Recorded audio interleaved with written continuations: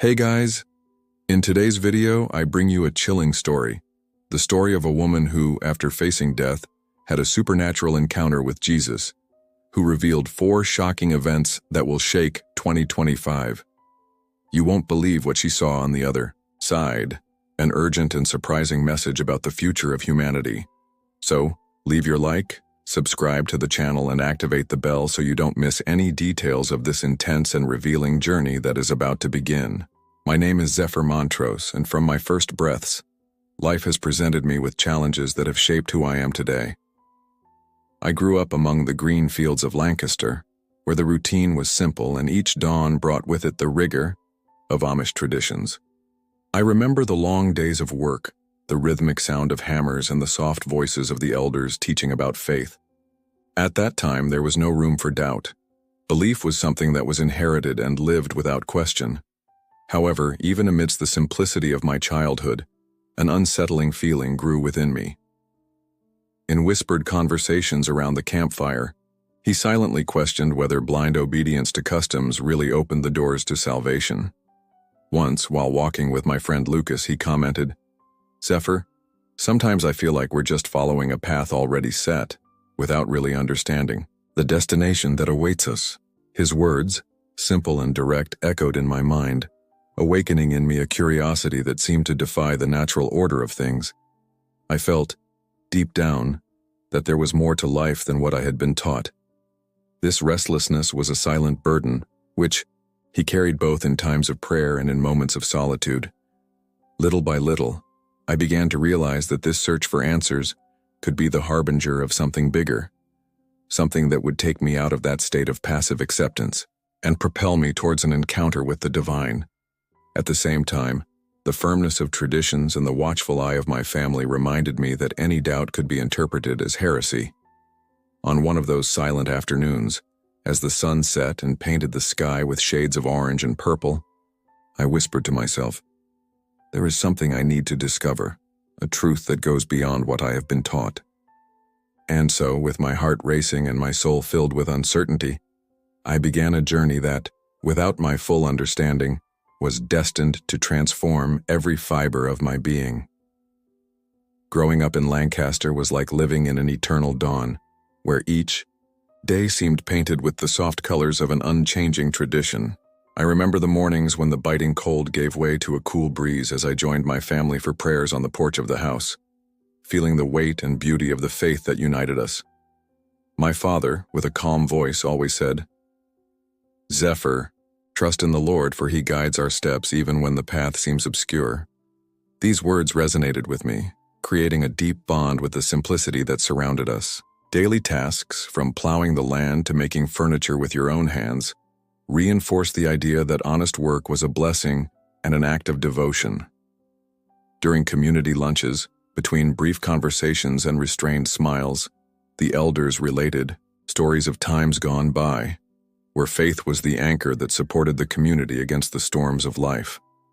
I listened attentively, although a silent restlessness began to well up within me, as if that world of certainties was also a place where there was no room for doubts and questions. One particularly serene afternoon, as I helped pick apples from the orchard, I heard my sister whisper, "Is all this rigor really the path to salvation?" The question hung in the air, challenging what I had always taken as the indisputable truth. Her answer came not in words, but in the thoughtful expression that followed, and I felt for the first time the incipient glow of a doubt that needed to be explored. The dirt streets and endless fields of Lancaster became not only the backdrop to our lives, but also a stage where I was beginning to understand that the beauty of tradition could, paradoxically, hold a space for restlessness and the search for something deeper. Every gesture, every silence, every shared look carried an emotional charge that drove me to question whether the path traced by our ancestors was sufficient to encompass the vastness of the human experience. As the days passed, my doubts began to silently seep like small cracks in a solid wall. I remember one night, after the communal dinner, when I found myself alone in the barn, lit only by the flickering light of a candle. The early morning silence was interrupted only by the occasional creak of wooden boards, and in this environment, My mind was buzzing with thoughts that defied the tradition that had been imposed on me. I wondered if the faith that we were taught, so much based on rituals and blind obedience, was enough to calm the restlessness of the heart. In that moment of solitude, I heard footsteps approaching, and to my surprise, it was Lucas Bennett. He settled down next to me, and with a look full of concern, he murmured, "Zephyr, I've been feeling the same, as if we're trapped in a cycle where tradition becomes an insurmountable wall and questions, mere whispers in the wind." His words resonated with me, as if someone had finally put into words what I had been carrying for so long. We talked for a long time about our fears and the silent anguish that tormented us while the moonlight filtered through the cracks in the barn, creating shadows that danced on the wooden walls. In the middle of the conversation, Lucas mentioned that he had seen our sister express a similar doubt, and this reinforced the idea that many of us longed for something more authentic, a faith that was not just based on rules, but on a living, personal connection with the divine. That intimate dialogue, full of questions and uncertainties, was like the first step on an unknown path, where the truth was not written in books or decreed by elders, but pulsated between the lines of our conversations and in the subtle restlessness of our being.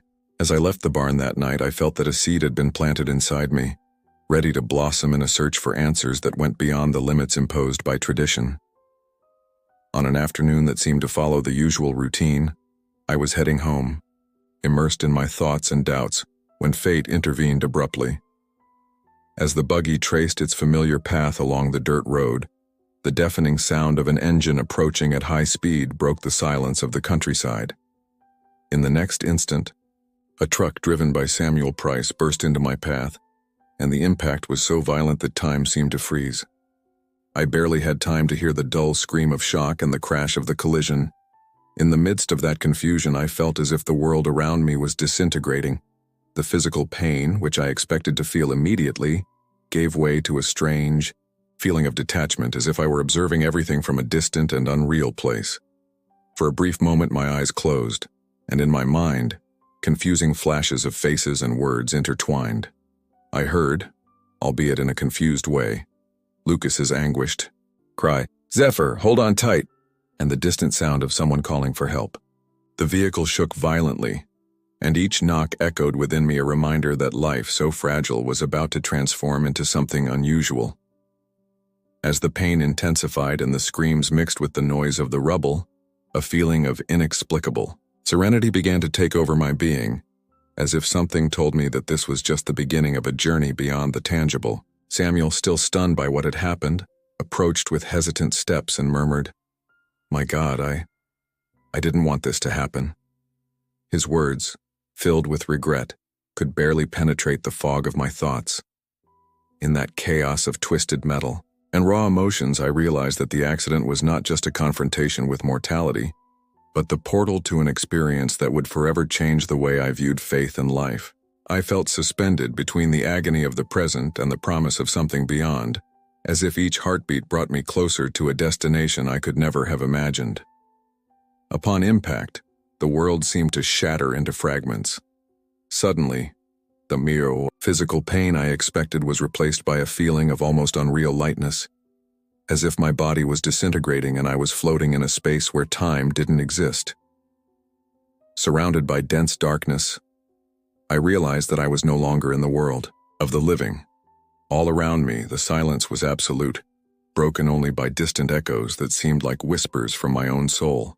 Every thought, every memory unfolded in intense flashes, faces of loved ones, laughter shared on harvest days, but also moments marked by harsh judgments and deep doubts. I saw my life as a fast-paced movie, where scenes of devotion and moments of pride mixed together in no defined order. Amidst this maelstrom, a soft voice began to emerge, like a whisper coming from somewhere beyond human understanding. "Zephyr," it seemed to call, not with words, but with a comforting sensation that filled every corner of my being. This voice, at once distant and intimate, made the darkness lose some of its weight, and suddenly, small flashes of light began to appear, as if they were beacons in the immensity of the void. In one of these flashes, my thoughts became so clear that I could feel the absence of fear and the presence of an inexplicable peace. I was there, suspended between life and death, observing my existence with a clarity I had never experienced. Each flash revealed not only the moments of religious fervor and devotion, but also the moments when my pride and insecurity obscured the true essence of faith. The silence turned into an invitation to reflect on each choice, each sacrifice made in the search for approval. As I lost myself in this sea of memories and feelings, the darkness began to give way to a faint light, which, although discreet, brought the promise of something greater. With a mix of fear and fascination, I felt that I was facing an inevitable transition, where the old me gave way to a new understanding of life. Just as the darkness seemed to become eternal, a subtle but powerful change began to manifest.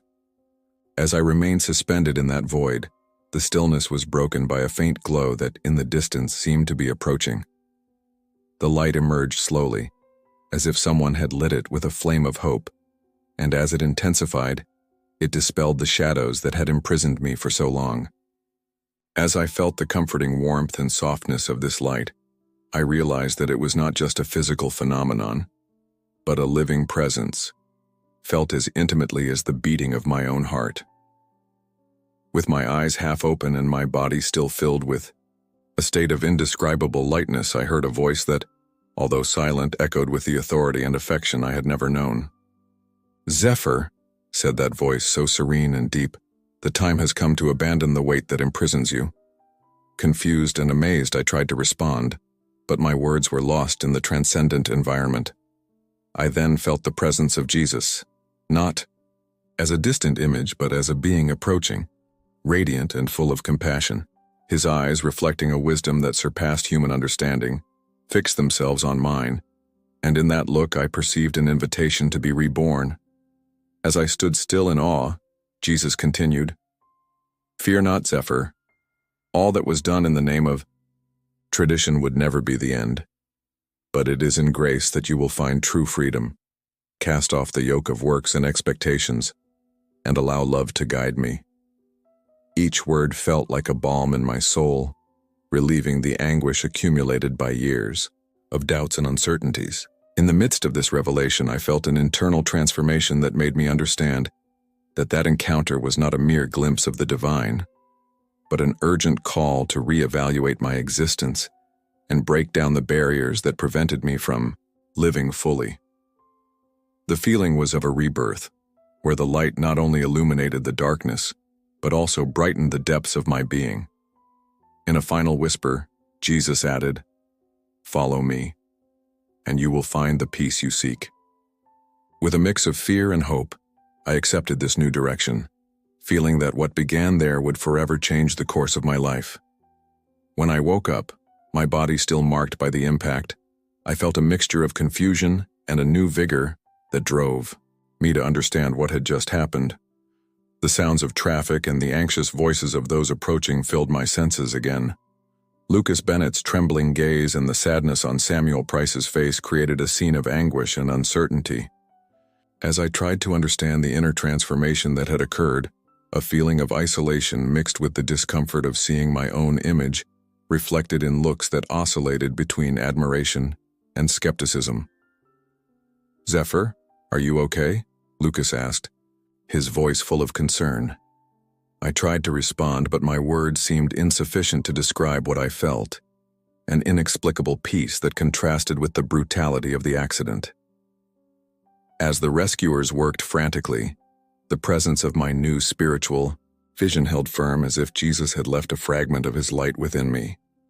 However, this transformation did not go unnoticed. Eleanor McKinney, with her stern face, approached, and her voice, although restrained, revealed a deep concern. "Zephyr, this experience cannot just be the result of your delusion. We need to understand what this means for our community." His words, mixed with a tone of disapproval and caution, resonated in an environment where traditions were the basis of all existence. As I tried to balance the new light guiding me and the rigid expectations of a community accustomed to convention, I felt the weight of judgment. Every look, every whisper seemed to carry a warning. Change always comes with conflict.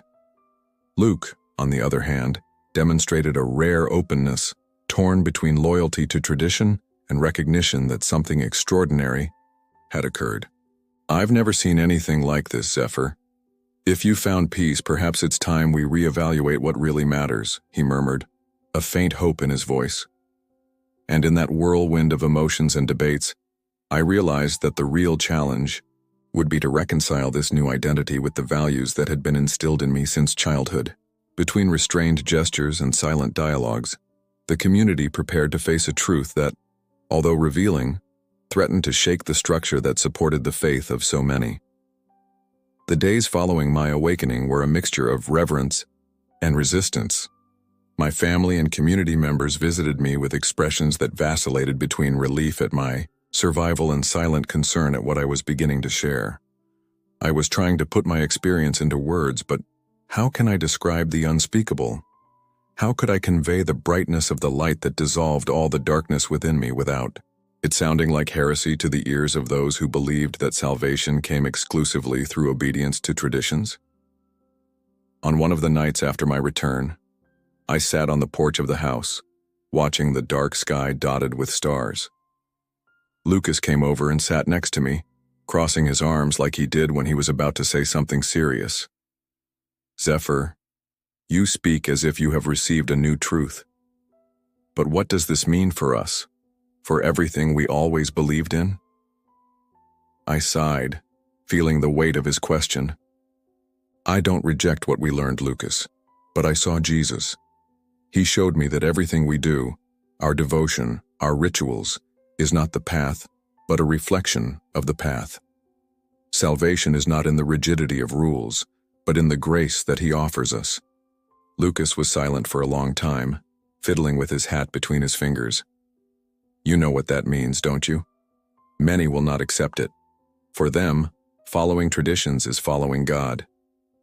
I knew, and the proof of this came the next day, when Eleanor McKinney and other members of the more conservative community asked to meet with me. We gathered in the home of one of the elders, an environment that had once brought me comfort but now felt like a court about to decree my fate. "Zephyr," Eleanor began, her voice ever steady, "your experience was unusual. But we must remember that God has given us a clear path. Wasn't it just a dream? A delirium caused by trauma?" I fixed my gaze on hers. It wasn't a dream. Jesus was there, and he showed me something that changed everything. The silence that followed was dense, full of meaning. Some looked away, others clenched their fists. I knew my journey wouldn't end there. The real fight was just beginning. After that troubled day, a new conviction began to sprout in my heart, like a seed that, despite the arid soil, insisted on growing. I knew that my experience could not remain a guarded secret, nor a revelation silenced by fear of judgment.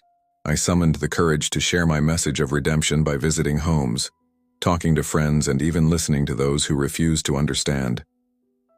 One cold morning, as I walked down the dirt street that bordered our little community, I came across Harper Quinn, who, with her curious eyes and gentle voice, said, "Zephyr, everyone is talking about what you experienced.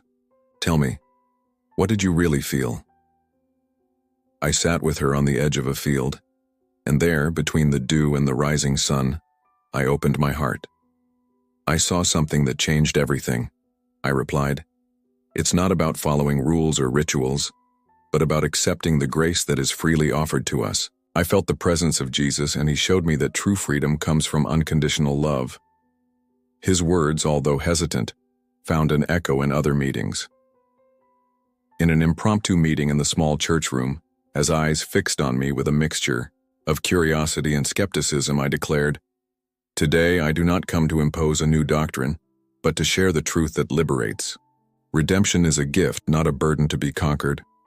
Some faces softened, others hardened, but the seed had been planted. Conversation spread, and even among those who remained skeptical, a spark of healthy doubt arose, questioning what had always been accepted without reflection. Amid heated debates and moments of heavy silence, I realized that my every word carried the power to transform not only me, but also those willing to look beyond rigid traditions. And so, with renewed determination, I committed to following this path of dissemination, convinced that even in the midst of resistance, the light of truth always finds a way to shine. As time passed, the inner transformation I experienced began to manifest itself indelibly in every gesture, every word, and every decision I made. That accident, which at first glance seemed to be the end of a predetermined existence, became the starting point for a new identity. The physical pain and visible scars were now mere reminders of a past I was leaving behind, replaced by a conviction that illuminated every step I took. On long, solitary walks through the fields that surrounded the community, I felt the comforting presence of that inner light, the same one that had guided me in that moment of encounter with Jesus. In one of these moments, as the twilight colored the horizon with warm tones, I heard Lucas's voice, now more serene and confident, saying, "Zephyr, you have changed, not just in body, but in soul. Your light is contagious." His words touched me deeply, as they reflected the recognition that my journey had inspired others to seek something greater than rigid traditions. In conversations with younger people, I enthusiastically shared the message that true salvation was not found in immutable rules, but in the grace and unconditional love that Jesus offered. Even Eleanor McKinney, the one who had previously viewed my experience with suspicion, began to show a subtle openness, admitting that perhaps there was more to faith than had always been taught. This transformation was not just internal. It overflowed in gestures of compassion, in actions that sought to bring the divine closer to everyday life.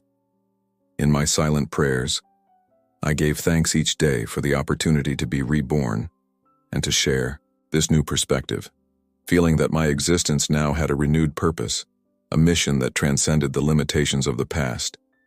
And so, as the world continued to turn and the community found itself divided between the old and the new, I remained steadfast in the conviction that the light that had touched me was the beginning of an era of freedom and redemption. Each challenge, each look of doubt, strengthened my commitment to living my faith fully and authentically, honoring the transformation that silently and powerfully had taken place in my soul.